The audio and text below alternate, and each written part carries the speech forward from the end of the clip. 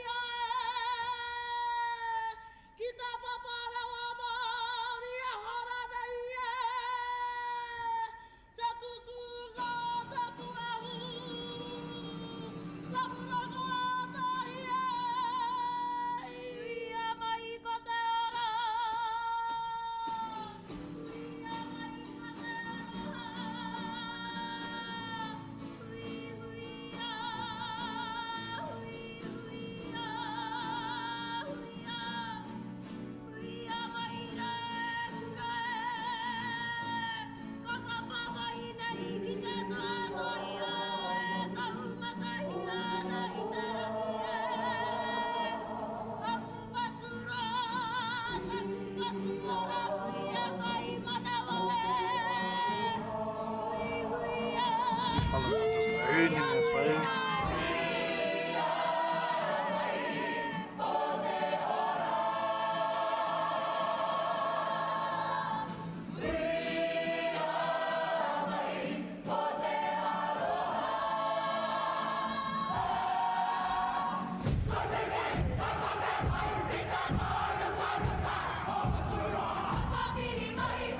Wow, Kaitata Kitane is moving, bro. He's on.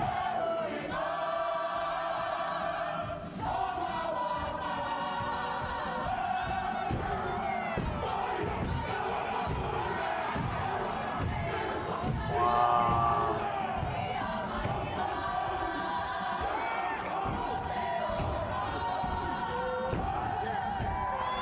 Yo.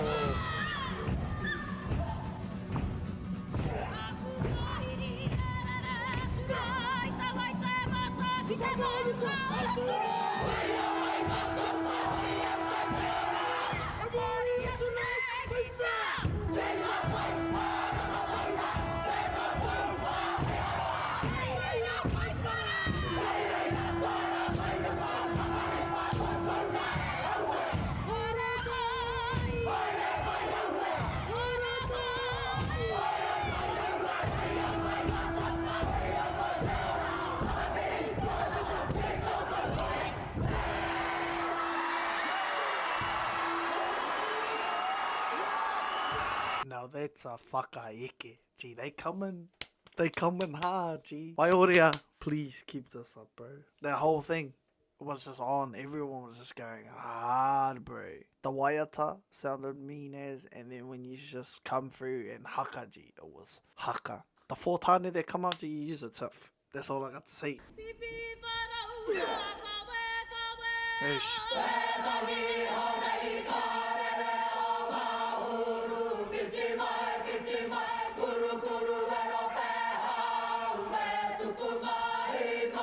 Yo.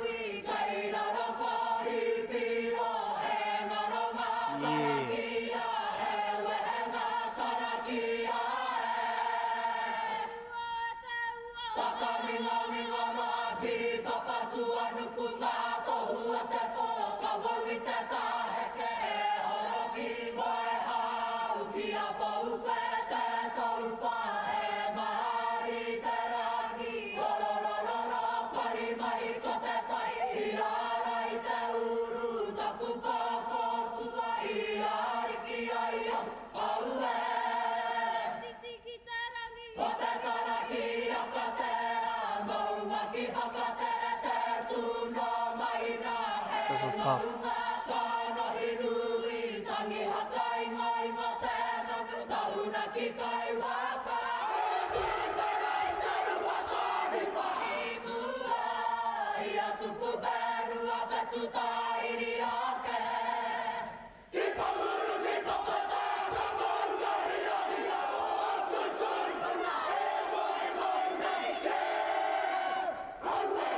Shout out to Tai Tokiro, G. I enjoyed that more, tia. I learned that when I was younger.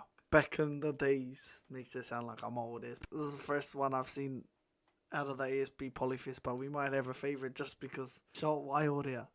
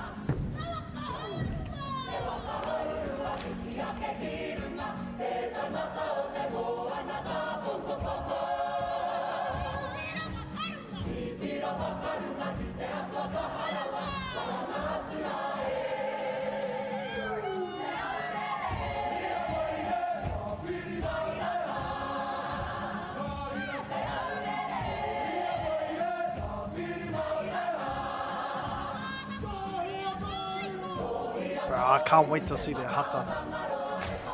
See our boys.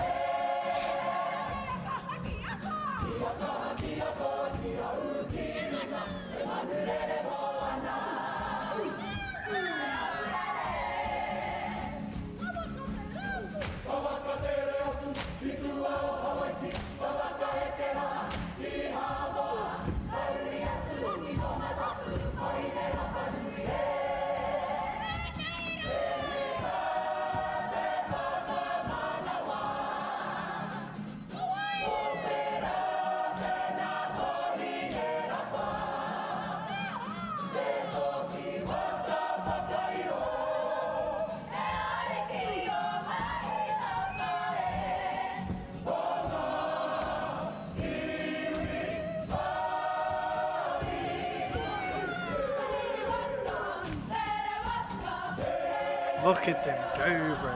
These fellas are in their element here.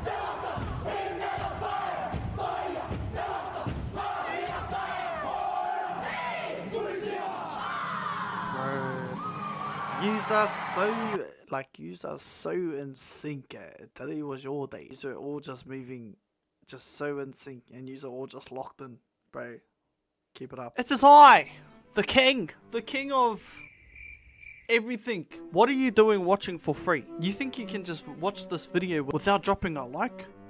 Or subscribing? You better sort it out, bro. Subscribe right now. Or else I'll go get some Māoris to chase you down with some sticks. Yeah, that's what I thought.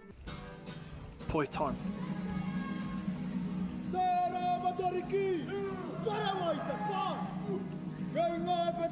I don't know why this fella looks familiar.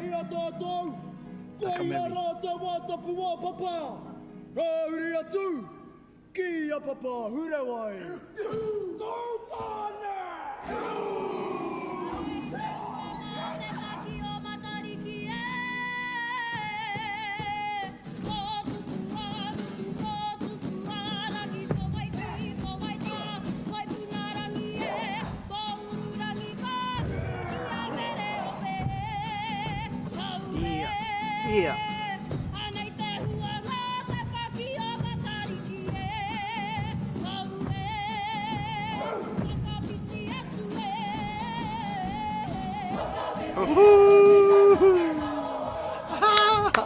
Yo.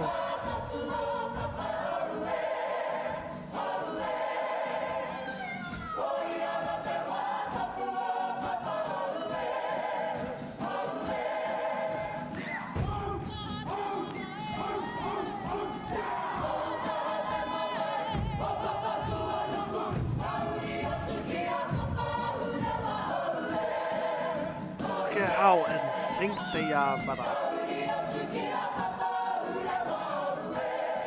Look. Look. Ooh.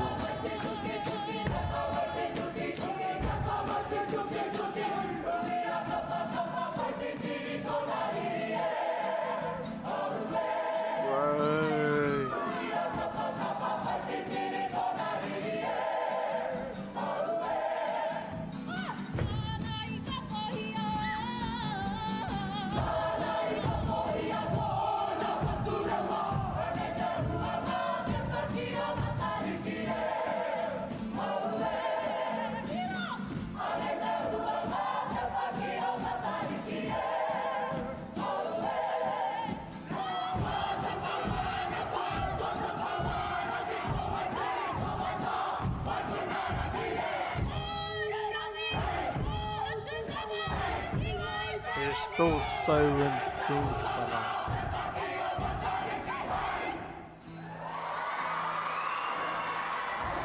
Holy heck! Speechless, G. I can't wait for this set. This is what I've been waiting for. Haka. It's gonna be tough. It better be tough. All your other items were tough, so this better be tough. Let's have a look.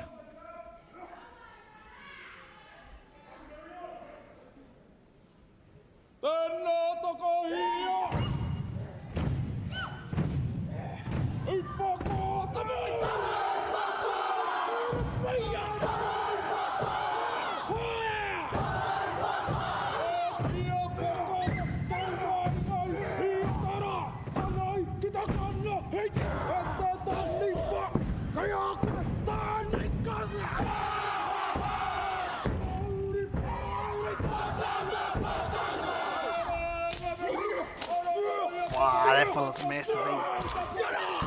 Oh, braids.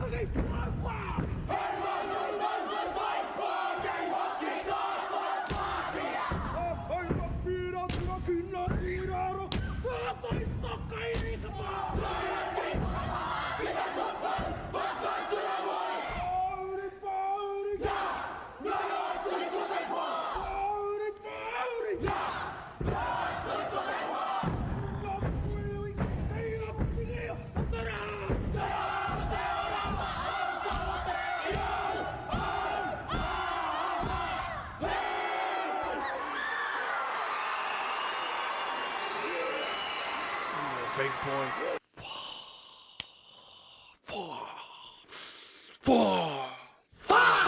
I wish I was there. That's a Haka, G. so far, like, this is it. This is what I think is it anyway. I just want to sit back and enjoy watching this, to be honest. So that's exactly what I'm going to do. Keep it up.